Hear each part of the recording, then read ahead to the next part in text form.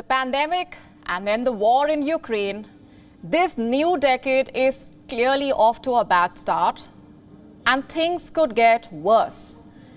In recent months, we have been reporting about the risk of a recession, and with every passing day, the projections are getting more grim. Tonight, we will talk about the US economy. Yes, the world's largest economy is flashing warning signs. Here's today's headline.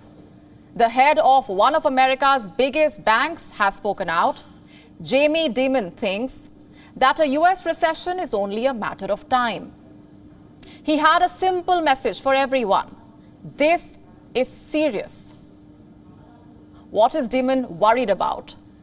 Runaway inflation, sharp interest rate hikes, and the war in Ukraine. All these will push the United States into a recession, and the world will feel the impact. Yes, the pain of an American recession will be felt worldwide. What does this mean for you and me? In the next few minutes, we will discuss. First, let's scratch the surface a bit and tell you what is really happening to the US economy. The mood is certainly not optimistic. Let's tell you why. Some surveys came out recently. Nearly 7 in 10 Americans say they are worried about a recession. 4 in 10 say they are not prepared financially to handle one. That is, if a recession hits before the end of 2023. Even the business world is concerned. More than 8 out of 10 CEOs anticipate a recession during the next 12 months. KPMG conducted an audit. It spoke to more than 1,300 CEOs of the world's largest companies. 73% believe an economic downturn will disrupt growth. About 39% of the CEOs have implemented a hiring freeze, and 46% are considering downsizing their employee base. But what's driving them? The US economy is shrinking. The GDP of the United States is shrinking. Between January and March this year, growth stood at 1.6%. In July, it fell to 0.6%. So the contraction is apparent. Wall Street is going through a bad phase. The S&P 500 closed its third quarter at its lowest level in almost 2 years. Nasdaq has already dropped nearly 33% so far this year. Dow Jones has lost more than 20%. The impact of the downturn is already trickling down to the citizens. US mortgage rates have more than doubled in the last year. You already know what that means. Millions of Americans who wanted to buy homes will not be able to afford one. Why should we all care about any of this? Because if America goes into recession, the world will feel the pinch. I am not saying this. Well-renowned global experts are. Consider what a top UN official had to say about the possibility of a recession in America. If a financial shock in the US is triggered, there is no limit to the downside.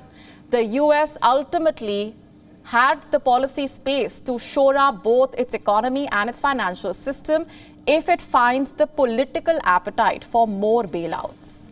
But most countries in the world, especially in the South, have no real safety net.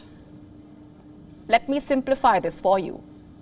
Our world is interconnected, so once the recession gets triggered in the US, it will put pressure on the global economy. America might be in a position to finance a bailout of the corporate world, but the rest of the world is not. There is a serious debt burden on many developing countries. Again, the United Nations is sounding an alarm about this. Here is another UN report. At least 54 developing economies are suffering from severe debt problems. They represent 18% of the global population. Over 50% live in extreme poverty. How big is this debt pile? There are some estimates. The developing world owed over $11 trillion in 2021. That is the big risk. On one hand, you have shortages and inflationary pressures. On the other, a massive debt pile. Even the International Monetary Fund is concerned about the present situation of the global economy. World economy is like ship in choppy waters. We need all the wisdom we can muster to steady the ship and navigate through what lies ahead. In less than 3 years, we lived through shock after shock after shock. First, COVID, then Russia's invasion of Ukraine, and climate disasters on all continents. These shocks have caused immense harm on people's lives. Their combined impact is driving a global surge in prices, especially on food and energy, causing a cost of living crisis. And dealing with them is made harder by geopolitical fragmentation. Geopolitical fragmentation. That is the biggest challenge right now, because a divided world is putting the global economy at risk. Here is an example of that. The great power rivalry between the US and China is intensifying, and it could affect your next gadget purchase. America has announced sweeping changes to export rules. Chip sales to China are being restricted. Companies would need to now get a license to sell certain kinds of chips to China. A ban has also been put in place. US firms will not be able to sell chips for supercomputing and artificial intelligence to Chinese companies. Beijing is unhappy about Washington's moves. Out of the need to maintain its sci-tech hegemony, the United States abuses export control measures to maliciously block and suppress Chinese companies. This practice deviates from the principle of fair competition and violates international economic and trade rules. It will not only damage the legitimate rights and interests of Chinese companies, but also affect American companies' interests. Chips are everywhere these days. In your smartphones, your tablets, your cars, even medical devices.